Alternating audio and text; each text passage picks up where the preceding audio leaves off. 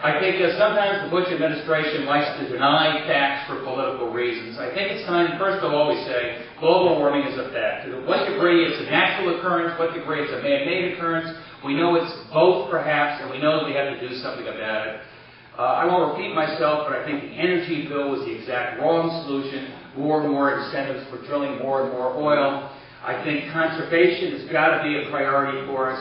I mentioned $250 million a day in Iraq. I think one of the things we do is give good incentives for plug-in hybrids and other non-gas guzzling ways that we can get transportation. That's the source of most of our global warming. And secondly, public transportation. For the future of our state, good-paying jobs are leaving the state for a variety of reasons.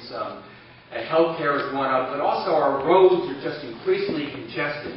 Without a transportation system that works, we're going to keep losing a good-paying jobs. So that's reason number 2, that public transportation is going to help our economic future and deal with global warming. And I'm sorry, I can say one other thing. I know my answers are too long.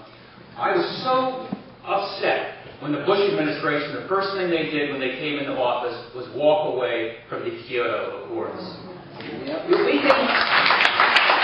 can say the Kyoto Accords had to be fixed, and they didn't hold China to high enough standards, whatever it might be, but global warming is a worldwide issue. And Kyoto was important because you had the United States working in concert with our friends and enemies, not enemies, but other countries around the world in a very constructive way dealing with global warming. And after that treaty had been negotiated, over the course of years, our government said, we're going to walk away from it. It sent the exact wrong message. It was terrible for the worldwide cooperation we need on environmental fronts and Iran and other things. And we've got to start dealing with the rest of the world with respect. That's how you start winning again. I have a question on Mr. Mike. Now that you've covered all the major issues, let's talk about littler ones. What about the educational system? And I'll ask him, and you can answer any part of it.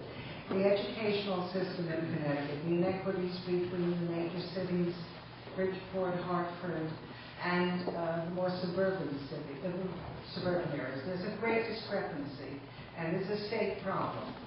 The second question is the development of non-fossil fuels in terms of wind energy, turbines. Aesthetics cannot happen all day. If you can see them in the sound, it doesn't mean they shouldn't exist.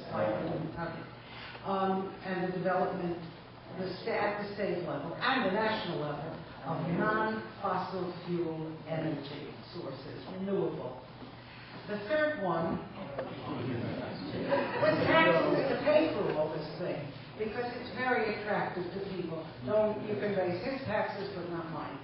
You have to pay for things, and therefore your position on taxation. Lyndon Baines Johnson said it best about taxes. Remember, he said, "Don't tax you, don't tax me. Tax that fellow behind the tree." I thought that was. Look, let me answer on a couple of things. And first of all, when it comes to renewable energy resources and financing and how we get incentives to do that, let's take the $88 billion in incentives the energy bill gave to ExxonMobil and other oil producers and transfer that over towards R&D and research and incentives and credits for renewable, non-polluting energy sources. It's not going to cost our Treasury any additional money going forward, and I think that would be a better allocation of where we spend our money.